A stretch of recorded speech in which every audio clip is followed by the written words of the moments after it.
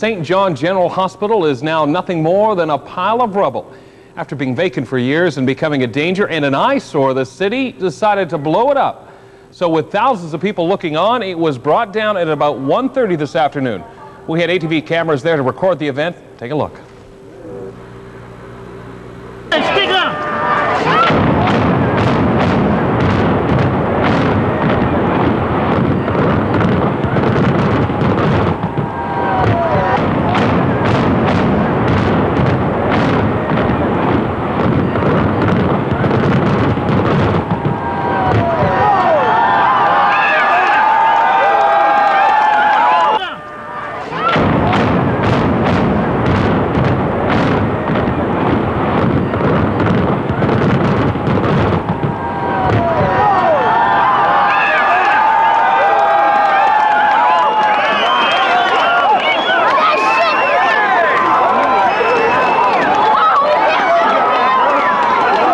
And with that, the St. John skyline obviously will never be the same. The old General Hospital was reduced to just a pile of rubble at a blast that lasted only 7 seconds. But with thousands of people looking on, they will remember it for a lifetime. Our Mike Cameron standing by in St. John tonight. Mike, did everything go according to plan? Well, not precisely, but the contractors say considering the weather conditions and the number of people in the area at the time, today's outcome was about the best they could have expected. It's 8 o'clock on a Sunday morning, and bumper-to-bumper traffic is coming into St. John, only to be disappointed. If we have low ceiling, that this was a possibility, and in fact that we do have low ceiling.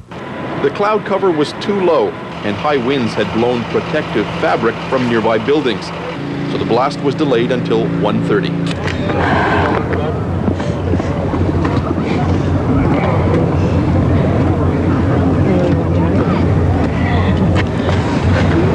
Well, let's go and do it. Was that a tough decision to make there, Anna? Oh, yes.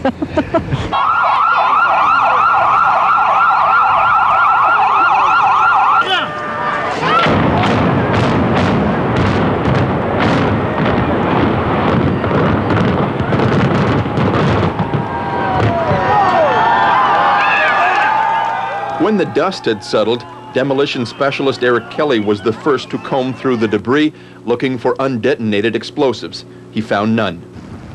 Low clouds increased the possibility of window breakage, and just below the hospital, a number of windows were broken, particularly on Delhi Street. Any debris head this way? Yeah, we got some nice little... It was unreal. It was like bullets hitting the buildings. I'm 100% content with the project, the way it went. You know, the minor window breakage that we had, you know, there's a few things that we can attribute that to, low cloud ceiling, but we didn't want to try to have to delay this for another day. You know. Why not? Well, it would have just complicated everything going through the whole process all over again. They made the decision, and after much discussion, and I think it was correct. And so the city has one less thing to worry about. I think it's absolutely wonderful. I mean, we've had this problem for at least 2 or 3 years trying to figure out what we were going to do with the hospital. It was unsafe for our citizens. Now, there were a couple of minor injuries today. A man was apparently hit by a piece of flying debris, and a young boy was taken to hospital after he fainted in all the excitement. But they were among tens of thousands of people who showed up for today's big blast. As my colleague Alex Vass is going to tell us, not too many spectators were disappointed. To me, I've seen these on TV, and to see this in real life is a fantastic event. I'll probably never have the chance to see it again in my lifetime. So. And that's how everyone viewed today's implosion of the old General Hospital. Just about every location in the city that had a clear view was filled. Tens of thousands showed up with cameras and video cameras to catch a picture. They're experts. They know what they're doing. They wouldn't dare have a bad show. We're actually going to film it for Funniest Home Videos. My daughter's thrown a rock, and we're going to see the building go, and she's going to go back, you know, just for fun. So it should be good. And see if we win some money.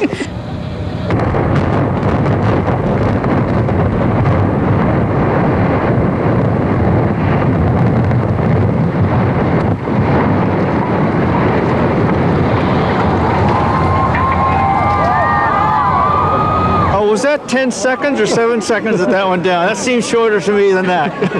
It went down quick, didn't it? That was unbelievable. A sight you would never see too often around here, I tell you.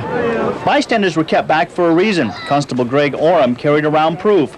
a large piece of debris that flew more than 750 feet. Some parts of bricks that came flying across the parking lot from the hospital and landed at the base of the snowbank right over there. So if anybody disputes the demolition experts for moving the people back so far, just prior to the blast, people were standing there and they were moved back, and this brick ended up where people were standing. It may have taken only seconds for the old general to come down, but it was an event that many St. Johners will never forget. I just wanted to get it, so I didn't jump her. I just wanted to stay still. So you think you got it? Yep, I hope so. I can go home and watch it now and rewind it and keep watching it. I thought it was fantastic, certainly something to see, and I'm glad that it happened in my age. Souvenir seekers rushed towards the site immediately after the blast, trying to get a piece of history they could call their own. Gordon Logan was one of the lucky ones. Pretty proud of that piece, I bet. Well, yeah, I'll put it away. Keep it for a while. Traffic backed up for over an hour after the blast, many people just wanting to drive by the old general for one last look before they start hauling the rubble away. In St. John, Alex Bass, ATV News. So it was truly remarkable, the number of people who showed up for this today. At every vantage point, there were literally thousands of people. I guess it says a lot about the emotional attachment a lot of people in St. John had for the old General Hospital. And of course, how many times has a show like this been put on before in the Maritimes? Not very many times, if ever, Jonathan. Yeah, no doubt about it. The other big question is they've blown it up. Now, what do they actually do with it, Mike, the site? Well, presumably the trucks will start rolling tomorrow, hauling the debris away. Most of it is going to go to the north side of the Courtney Bay Causeway. And with the site, the city is open to offers from any developer with a good idea and the money to back it up, of course. Okay, thanks, Mike. You're welcome.